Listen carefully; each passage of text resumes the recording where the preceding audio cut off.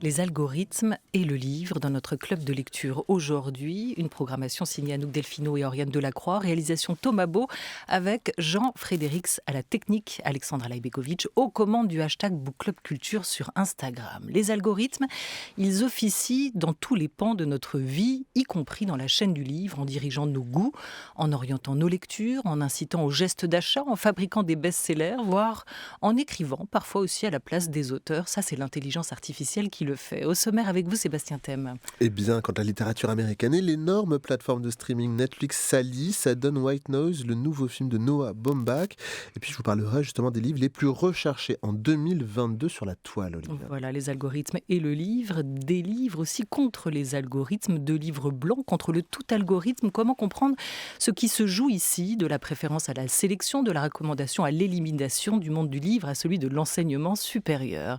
Ce livre est un manuel de survie pour le citoyen du 21e siècle, écrivait le Financial Times au sujet du livre de Cathy O'Neil, Algorithme, la bombe à retardement, publié en France aux arènes. 5 ans après, où en sommes-nous ?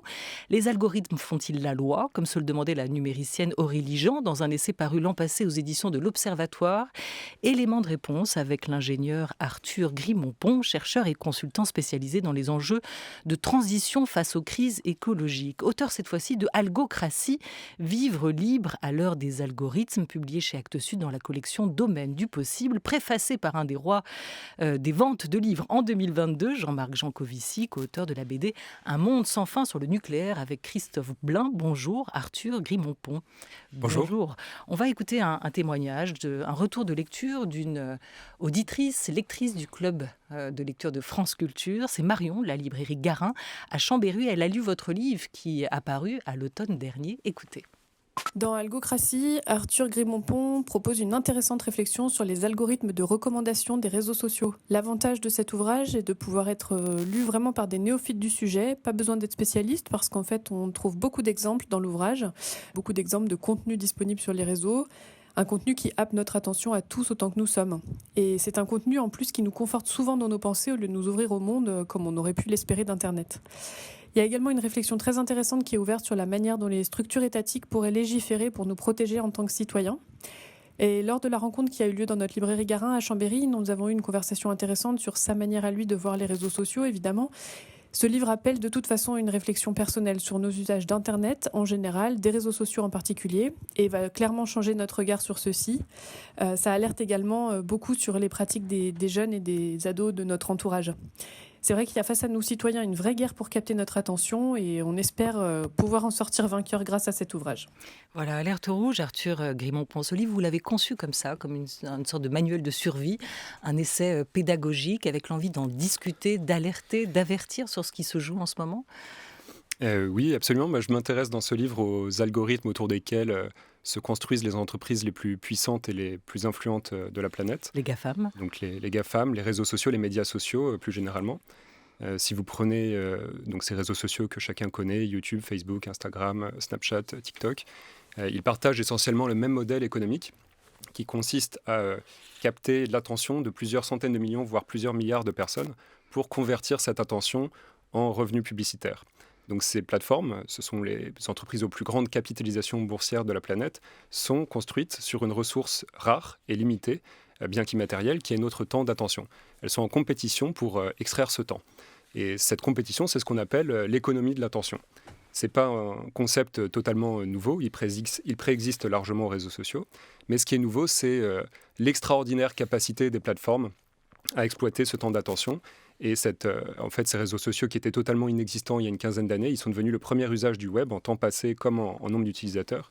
Cette prouesse, les plateformes l'ont atteinte grâce à des algorithmes, notamment des algorithmes de recommandation. Ce sont ces programmes qui sélectionnent dans l'immense océan de contenus disponibles les contenus qui ont le plus de chances de retenir votre attention à un instant T. Alors, est-ce que les algorithmes font la loi, si vous devez répondre en quelques mots à la question posée par Aurélie Jean il y a 3 ans ? Eh bien, ce qui est indéniable, c'est que ces algorithmes construisent et mettent à jour notre représentation du monde. en fait, on leur a délégué de façon informelle la charge d'organiser notre vie sociale, politique et culturelle, puisque les réseaux sociaux sont le premier mode de consultation de l'information sur Terre aujourd'hui. Et donc, si vous prenez par exemple YouTube, tous les jours sur YouTube, ce sont 120 000 ans de vidéos qui sont regardées. Et sur toutes ces vidéos, cette immense quantité de vidéos regardées tous les jours, les 3/4 sont le fruit d'une recommandation algorithmique. Donc on commence à percevoir l'immense pouvoir arbitraire d'un algorithme pour structurer le flux d'informations. Si on prend un autre exemple, c'est TikTok, l'application la plus téléchargée au monde en 2022, l'application la plus utilisée en réseau social chez les jeunes. Là, c'est quasiment 100% des contenus qui sont propulsés par un algorithme.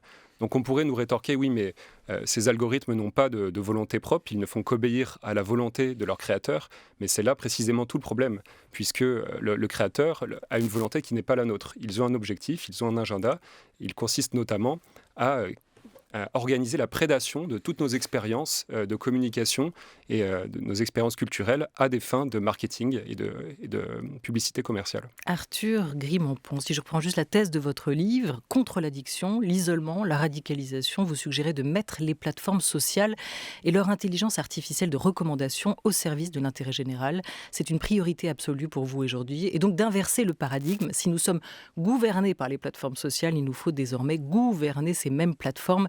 Changer donc le principe qui est à l'œuvre aujourd'hui. À vos côtés, un deuxième invité, c'est Johan Farber, professeur, éditeur, essayiste, critique littéraire, auteur de Parlez-vous, le Parcoursup aux éditions du Seuil dans la collection Libelle. Parcoursup qui n'est pas un algorithme mais une plateforme, disent ses défenseurs.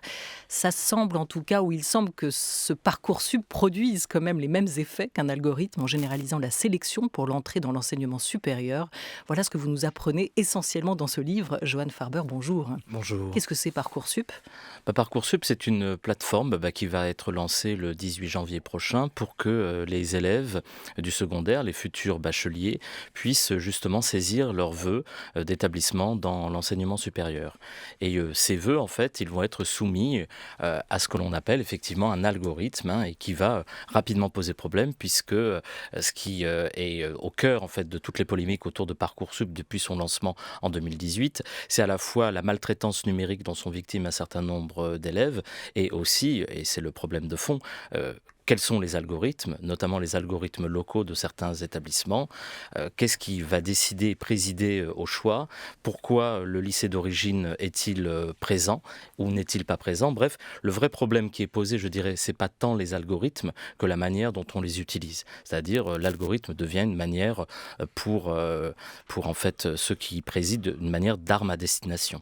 Donc là encore, un paradigme à renverser, comme l'évoquait Arthur Grimont-Pons à l'instant. Sébastien Thème, on commence avec la question posée aux auditeurs et auditrices. Oui, la question c'était quel rôle joue l'algorithme dans vos choix de lecture ? Je vous propose d'écouter sur le sujet Laura et Adrien.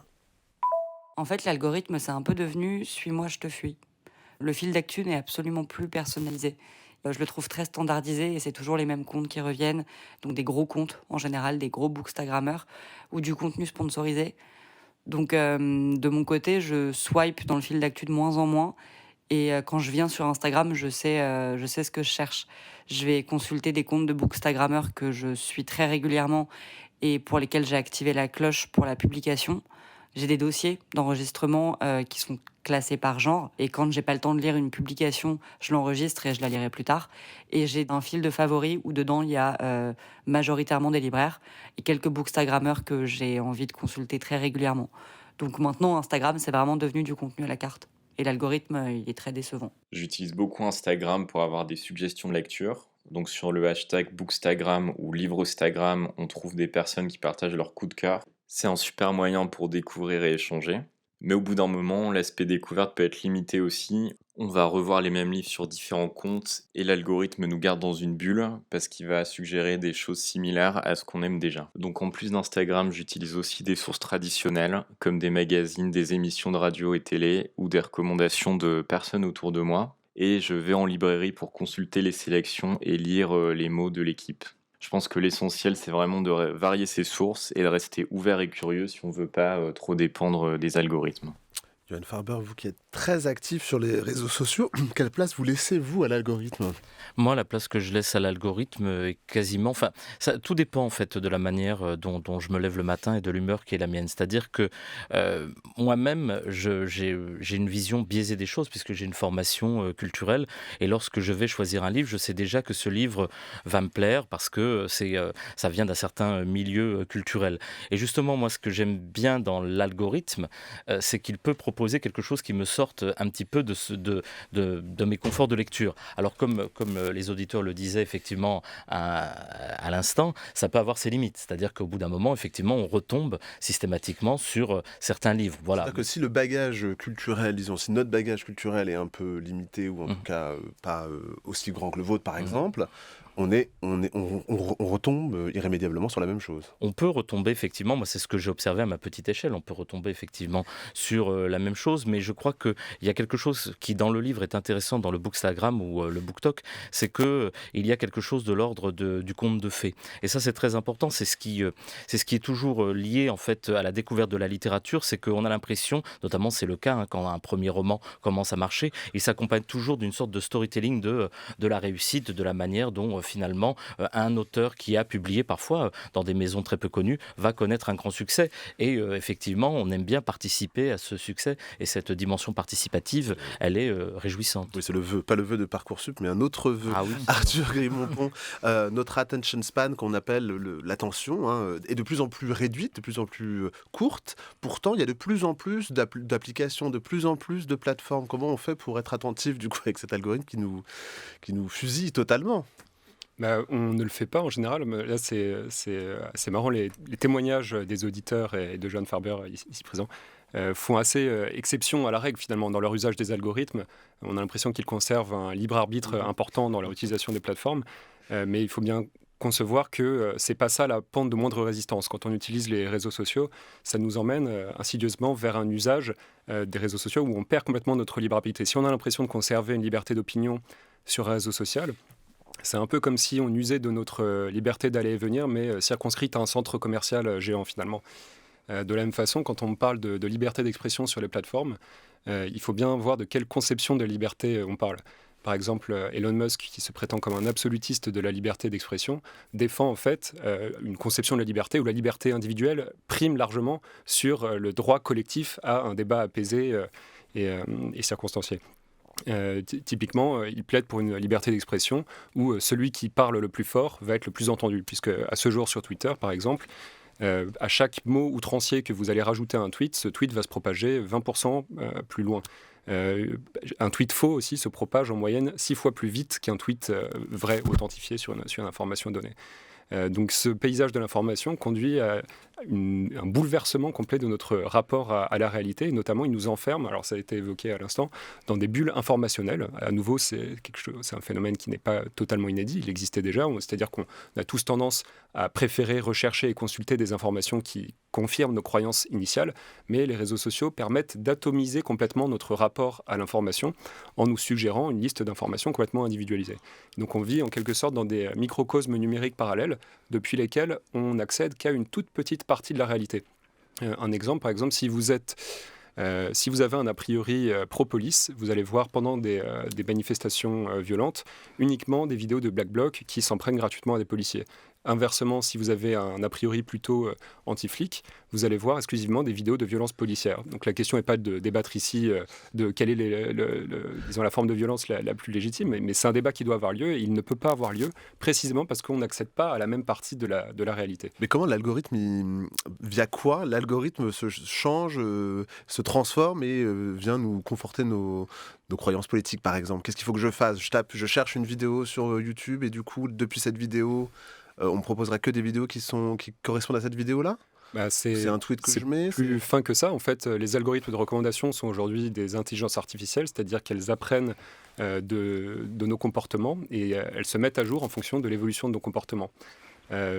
Donc typiquement, les algorithmes, par exemple, ne se contentent pas de nous enfermer dans une bulle informationnelle, ils essayent aussi de nous emmener vers des sujets sur lesquels on a le plus de chances de développer une vision radicale. parce que cette radicalité, ça sera un gage du temps que l'on va passer à nous repaître de contenus de plus en plus extrêmes et à nous insurger contre le camp adverse qui nous paraîtra vraiment demeurer. Et à quelle fin ? C'est peut-être le deuxième tiroir après celui ouvert par Sébastien, mais à quelle fin ? C'est toujours des visées commerciales ? Absolument, ouais. C'est beaucoup plus des visées commerciales d'ailleurs que ce n'est la volonté des créateurs de ces algorithmes. Ces créateurs ont un objectif financier clair qui est celui de la prédation de notre temps d'attention. En revanche, les algorithmes ont bien des conséquences qui échappent totalement à la volonté initiale de leurs créateurs. Par exemple, on pourrait dire que l'algorithme de YouTube a fait élire Donald Trump en 2016. Et c'est pas exagéré de le dire, c'est une enquête du Guardian par exemple qui le montre sur les données de Guillaume Chasselot, un ingénieur qui a travaillé pour Google. Il montre que l'algorithme de YouTube a très fortement favorisé les contenus mensongers, violents, diffamants, parce qu'ils étaient plus aptes à retenir notre attention. Alors, juste une question sur votre livre et votre profil aussi, Arthur Grimont-Pont. Pourquoi, après avoir travaillé sur les greniers de l'abondance, sur la résilience alimentaire, vous avez choisi de vous intéresser à cette question des algorithmes, de cette algocratie, puisque c'est le nouveau régime dans lequel nous vivons. Et deuxième question, pourquoi avoir choisi de faire préfacer votre livre par l'ingénieur, le conférencier Jean-Marc Jancovici. Quelle orientation vous avez donnée à votre analyse avec ces deux choix ? Alors, les Greniers d'Abondance, c'est une association d'intérêt général qui cherche à promouvoir la résilience et la durabilité de notre système alimentaire, donc pour assurer notre sécurité alimentaire durablement. Et pour le faire, on cherche à peser dans le débat public. Dans la tradition philosophique occidentale, on accorde une importance très grande au débat des idées, mais paradoxalement, on se préoccupe relativement peu des conditions dans lesquelles ont lieu ce débat des idées. Et très souvent, ces conditions déterminent par avance l'issue du débat. C'est-à-dire que dans le débat public, qui a lieu, par exemple, en grande partie sur Twitter, qui devient, bon an, mal an, l'espèce d'agence française de presse des journalistes aujourd'hui, eh bien, certains contenus sont largement invisibilisés, tandis que d'autres sont largement propulsés. Et il se peut tout à fait que cette mécanique conduise à invisibiliser des contenus au détriment d'autres. Et c'est une réalité à laquelle on s'est confronté de façon naïve dans mon association, où on produit des rapports plutôt scientifiques, académiques, qui peuvent nous prendre 6 mois ou 1 an à rédiger. Et on voit que dans la guerre de l'attention, la guerre de l'information, notre rapport, qu'on aura voulu le plus circonstancier, nuancé, sourcé scientifiquement, va être mis en concurrence contre une vidéo simplificatrice, mensongère, sur le même sujet. Et finalement, on pourra avoir beaucoup moins d'impact qu'un tweet rédigé à l'emporte-pièce par un militant vendu à un lobby de l'agroalimentaire, par exemple. Et donc ça, évidemment, ça crée une forme de dissonance. On dit, mais pourquoi investir tant de temps ? Finalement, on se bat dans un jeu où les règles du jeu nous donnent perdant par avance. Et pourquoi Jean-Marc Jancovici ? Et alors, Jean-Marc Jancovici a accepté de s'intéresser à ce sujet, tout d'abord parce que je lui ai adressé un mail très gentil et que j'ai été bénévole pour l'association. Très bien, c'est toujours bien d'y s'y prendre avec les bonnes manières. Mais pourquoi lui ? Pourquoi vous lui adressez un mail à lui ? Et à lui, parce qu'il s'intéresse également à beaucoup de sujets de société, comme vous le savez, qui concernent notamment le changement climatique et l'épuisement des ressources fossiles. Il s'intéresse au pétrole et au gaz, qui sont des ressources limitées, au même titre que l'est finalement notre temps d'attention. Voilà. Et le bon emploi de ce temps d'attention est absolument essentiel si on veut faire progresser notre intelligence collective et apporter une réponse sérieuse à des sujets de préoccupation collective comme le changement climatique. Sébastien Thème, on connaît les livres que les Français ont cherché le plus sur la toile cette année. Absolument. Enfin 2022, l'année dernière. Oui, l'année dernière, presque l'année dernière. Oui, parce qu'on a parlé évidemment, le livre le plus vendu cette année, c'est une bande dessinée, on le disait, Le Monde sans fin de Christophe Blain et Jean-Marc Jancovici, édité chez Dargaud. Plus de 540 000 exemplaires vendus et une sortie accompagnée par une polémique un peu inflammable quant aux positions des deux auteurs sur le nucléaire. Jean-Marc Jancovici, on le disait, réalise donc la préface de votre livre, Arthur Grimont-Pont. Les 5 livres les plus recherchés sont Elle s'appelait Sarah, livre de Tatiana de René, Avant toi, livre de Jojo Moyes, En attendant Bojangles d'Olivier Bourdeau, et Je suis une légende de Richard Matheson, et enfin, Je voudrais que quelqu'un m'attende quelque part, d'Anna Gavalda. Des livres d'hier et d'aujourd'hui, surtout d'hier. Gros vendeur, grosse vendeuse, Tatiana de René ou Anna Gavalda, et qu'on retrouve des années après la sortie de leur roman dans cette liste, justement à la faveur faveur de l'algorithme. Si on prend le cas d'Anna Gavalda, par exemple, Je voudrais que quelqu'un m'attende quelque part a été adapté au cinéma par Arnaud Viard il y a 2 ans, est devenu disponible sur les plateformes de streaming il y a quelques mois, invitant les spectateurs à se procurer le livre. Pareil pour Avant toi, mélo de Jojo Moyes, adapté pour le grand écran avec la belle Emilia Clarke de Game of Thrones et le beau Sam Claflin de The Hunger Games. Et oui, les héros de fantasy, ça fait vendre des livres. Pour En attendant Bojangles, c'est la même idée avec une filiation peut-être plus noble, la sortie en salle de l'adaptation de Régis Ronsard avec Virginie Efira et Romain Duris. Et sans oublier l'histoire pour Tatiana de Ronay, et elle s'appelait Sarah, qui est reconvoquée par les lecteurs et les lectrices à l'occasion cette année des 80 ans de la commémoration du Veldiv. Johan Farber, vous qui écrivez sur la littérature, là encore d'hier et d'aujourd'hui, qu'est-ce que vous pensez de cette sélection ? C'est sur tous les moteurs de recherche ? Ouais. Confondus. Confondus. Et c'est les plus recherchés, ce qui ne veut pas dire que c'est les plus vendus, si, ou ça influence, il y a assez vite un lien entre les deux. Oui. D'accord. C'est peut-être Les plus tapés. C'est les gens ont envie de taper Anna Gavalda. Moi, la réflexion qui me vient spontanément à l'esprit, c'est que c'est pas tant les auteurs et les autrices qui sont mis en avant ici, c'est plutôt l'histoire. C'est-à-dire que, comme vous l'avez souligné, c'est effectivement l'adaptation qui prime. C'est-à-dire on a vu le film et puis on veut peut-être prolonger encore ce qu'on a vu et essayer de le revivre. Mais on a vu le film sur la plateforme aussi. On a vu le film aussi sur la plateforme, effectivement. Mais je crois que ce qui intéresse ici, finalement, c'est la pure expression d'une histoire. Comme si l'histoire pouvait être elle-même détachée de son support. Et finalement, la littérature entre très peu en jeu ici. C'est plus la fable que les gens ont tendance à vouloir revivre. Et que ce soit Anna Gavalda ou Tatiana de Ronay, finalement, sans vouloir les vexer, leur nom est interchangeable parce qu'elles ont été dépassées par la fable qu'elles racontent. Voilà. Et c'est plus l'histoire qui s'impose que finalement leur patte d'autrice ou leur patte d'auteur. Et que lisent nos adolescents ? Que lisent nos adolescents ? Nos adolescents, ils lisent déjà une littérature qui est extrêmement patrimoniale. Ça, c'est l'héritage scolaire qui le veut. Alors, ça va de Thérèse Raquin jusqu'à Manon Lescaut. Et puis, ils lisent aussi des choses que, à la faveur de programmes en classe de première, ils découvrent et que les enseignants découvrent des nouveaux textes qui n'étaient pas à la mode comme moi il y a très longtemps. Je faisais mes études de lettres, comme par exemple Olympe de Gouges. Donc, petit à petit, il y a une sorte de culture, je dirais, qui se renouvelle. La littérature patrimoniale, elle est loin d'être stable, elle n'arrête pas de bouger, d'avoir des trajectoires différentes. Par exemple, maintenant, on lit Claire de Duras, on lit Ourika, qui est la première héroïne noire de la littérature française. Moi, quand je faisais mes études dans les années 90, personne ne parlait de Claire de Duras. Donc, je crois que les adolescents ne sont pas passifs face à la lecture, mais que la société réclame d'eux qu'ils lisent autre chose et que les adolescents ont beaucoup plus d'initiatives dans les lectures qu'on ne le croit. Voilà. Et puis, ils lisent aussi la brochure d'utilisation de Parcoursup. Ils lisent comment rédiger une lettre de motivation type qui séduira peut-être la plateforme ou l'algorithme. À vous lire, Johan Farber, c'est en tout cas ce qui se joue aujourd'hui. Parcoursup, vous nous en parliez à l'instant à la fois comme d'une plateforme et d'un algorithme. Vous nous présentez l'algorithme comme assez angoissant, un algorithme qui manufacture l'inquiétude quand d'autres, et notamment ces applications, en parlent de manière beaucoup plus douce, comme un mythique de l'enseignement supérieur, voire un Tinder. C'est des arguments, des slogans qui ont été mis en avant. Mais ce qui est très intéressant, et j'en reviens à cette idée de brochure d'utilisation, c'est que vous parlez de Parcoursup comme une véritable machine narrative. En quoi ? Oui, c'est-à-dire que quand j'ai commencé à m'intéresser à Parcoursup, à la mise en œuvre de la plateforme en 2018, nous, en tant qu'enseignants, et moi en tant que finalement chercheur, puisque je réfléchis à la manière dont la littérature s'organise, j'ai été très frappé d'une chose, c'est-à-dire que derrière tout le savoir techniciste, derrière toute cette plateforme, derrière tous ces algorithmes, qui sont des algorithmes de sélection, qui sont très violents, il faut qu'il y ait à côté autre chose.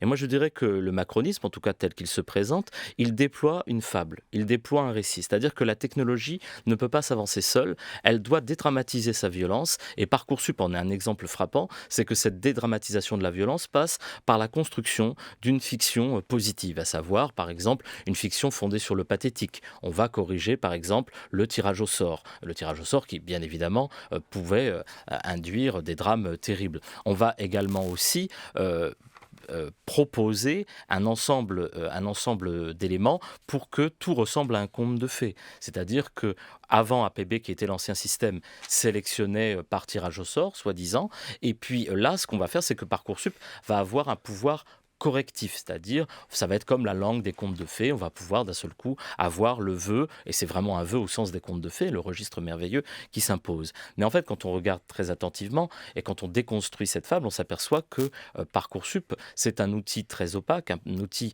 extrêmement ségrégatif, un outil extrêmement violent.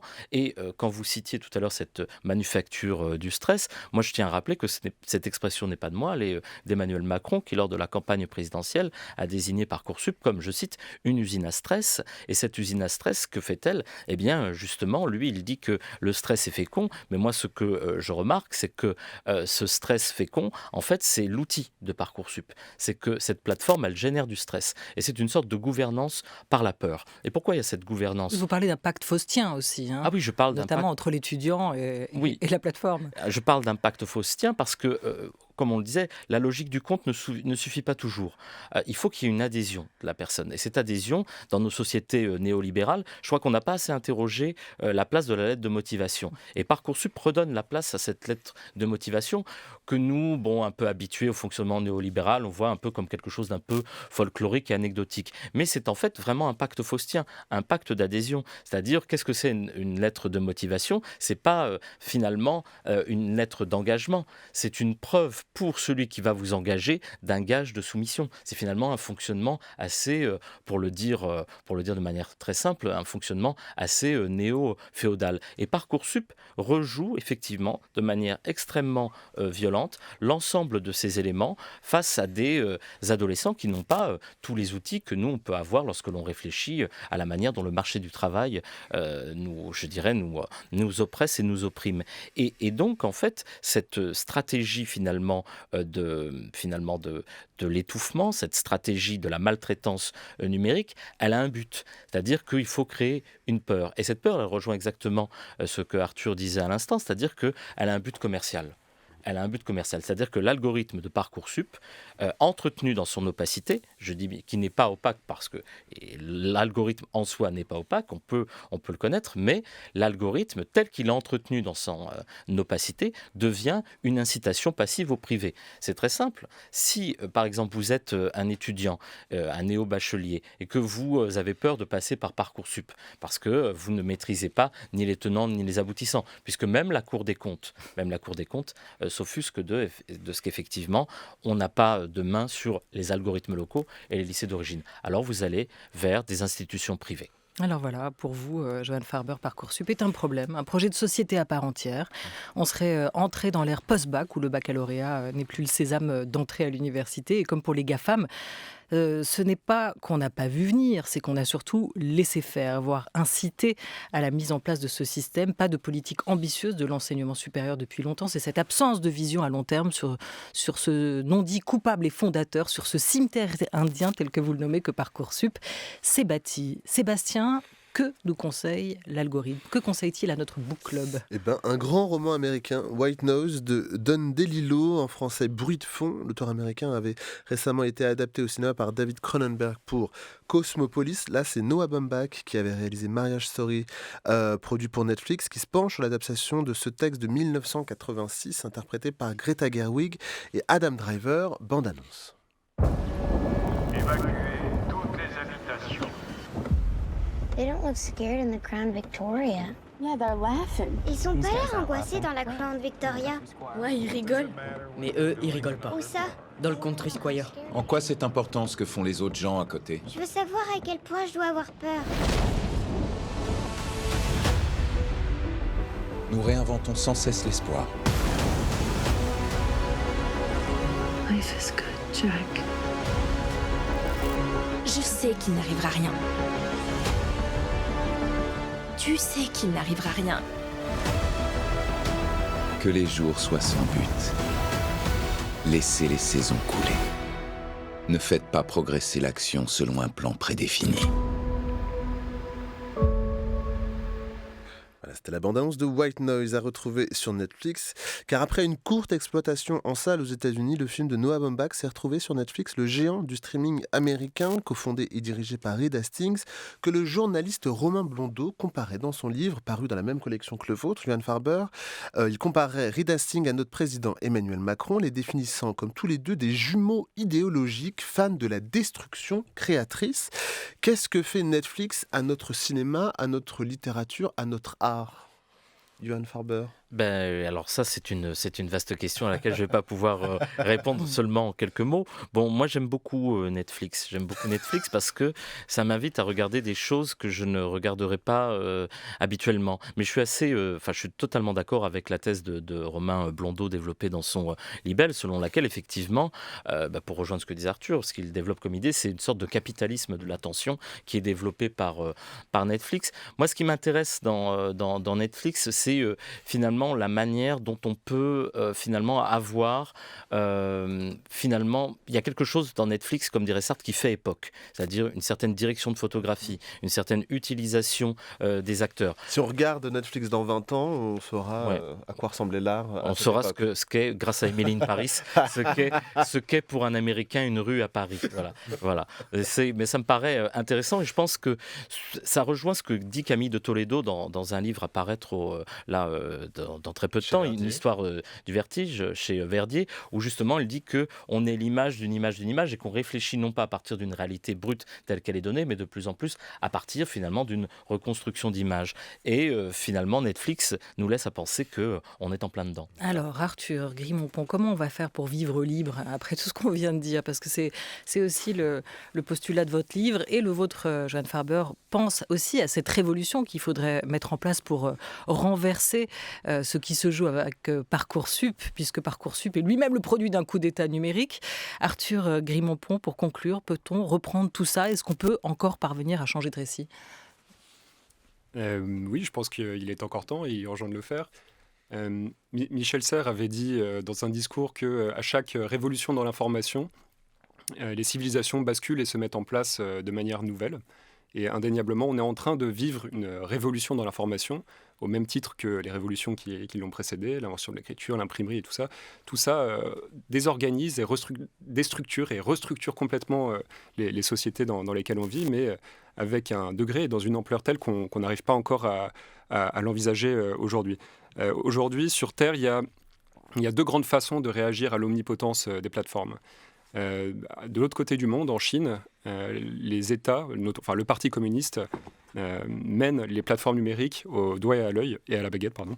Il les oblige à diffuser, par exemple, des programmes culturels et évidemment de la propagande qui sert l'intérêt du Parti communiste.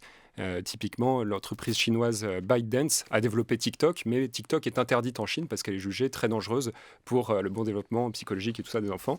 Il y a un homologue qui est développé en Chine qui s'appelle Douyin et le gouvernement central réduit l'usage de Douyin à 45 minutes d'utilisation quotidienne et leur fournit des programmes pédagogiques et éducatifs. De la même manière, et vous le racontez, et on connaît cette anecdote, que les propriétaires des GAFAM ont sorti leurs enfants de toute connexion et généralement leur refusent tablette, iPhone et tout ce qui va avec pour les en préserver. Ils prônent eux-mêmes la déconnexion concernant les leurs.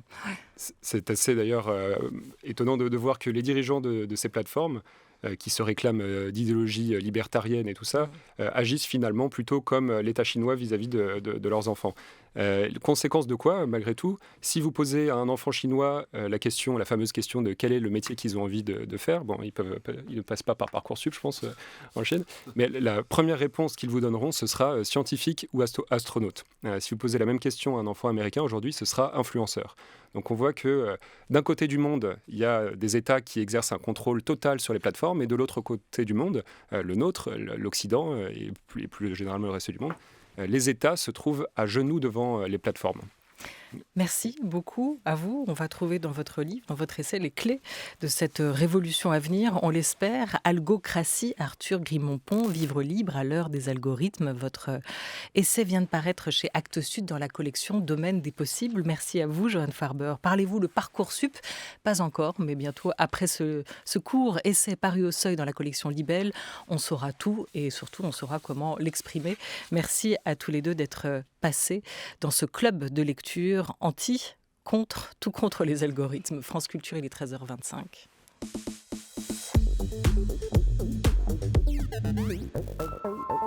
Nouvelle semaine des quadrithèmes de Charles Dantzig, blanc sur noir. On commence avec la case de l'oncle Tom, Charles. Comment la littérature a-t-elle parlé des Noirs quand les Noirs sont devenus un sujet ? Quand le sont-ils devenus ? Parlons des Noirs chez les Blancs, si je puis dire, d'Amérique, chez leurs maîtres donc, ou leurs anciens maîtres. Depuis la fin du XVIe siècle où, en Virginie, avait commencé le commerce d'esclaves, la tranquillité de leur exploitation se perpétuait d'autant plus aisément que ce n'était pas un sujet. Et puis, tout de même, la politique s'en est mêlée et la littérature s'y est mise. Il est à noter que les frères en brutalité des Américains dans ce domaine, les Russes, ont eux aussi tranquillement disposé du servage et qu'il a fallu des siècles et Tourguenieff pour que la littérature les force à s'y intéresser. Aux États-Unis, cela a été La case de l'oncle Tom, écrit par la blanche Harriet Beecher Stowe en 1852. Quelqu'un que je connais a écrit « La case de l'oncle Tom est si bête que même l'opéra n'en a pas voulu ». Si j'étais noir, je crois que je serais encore plus dur. Au fait, un noir l'a été. Dans « Chronique d'un pays natal », James Baldwin dit positivement que c'est un roman nul.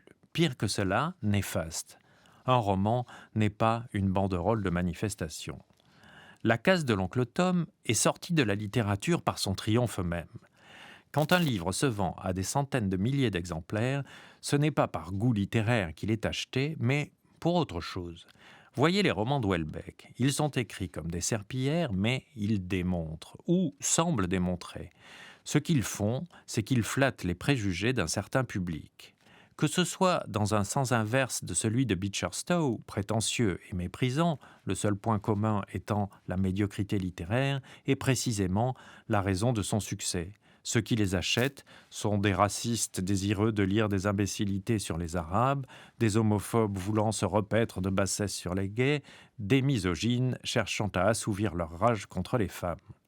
Le racisme, soit dit en passant, mériterait d'être étudié en fonction du physique de cet auteur. Ceux qui prônent la pureté de la race sont bien souvent des laiderons. Moralisme pour moralisme, la case de l'oncle Tom a une qualité, l'énergie de son indignation. Beecher Stowe est porté par une verve qui a pu rencontrer les consciences endormies d'un certain public et les éveiller. Son livre ne va pas jusqu'à la politique. Il parle de l'esclavage comme si c'était une fatalité venue des cieux et que certains États du Sud et leur cupidité n'y fussent pour rien. Tout le monde a droit à la bonne littérature qui dise tout et le dise bien. James Baldwin, qui n'avait pas une moindre éloquence que Beecher Stowe, en est un enthousiasmant exemple. Deuxième volet de ce nouveau quadrithème de Charles Dantzig, demain dans Bienvenue au Book Club. Merci beaucoup Charles, podcast réécoute sur radiofrance.fr. Demain, au programme de notre club de lecture, Sébastien. Demain, la puissance invaincue des femmes en littérature avec Jennifer Tamas et un hommage à Monique Wittig, disparue il y a 20 ans et à qui Émilie Noteris rend hommage. Et dites-nous si vous avez lu Monique Wittig, #BookClubCulture. On attend vos réponses. Très belle journée à tous.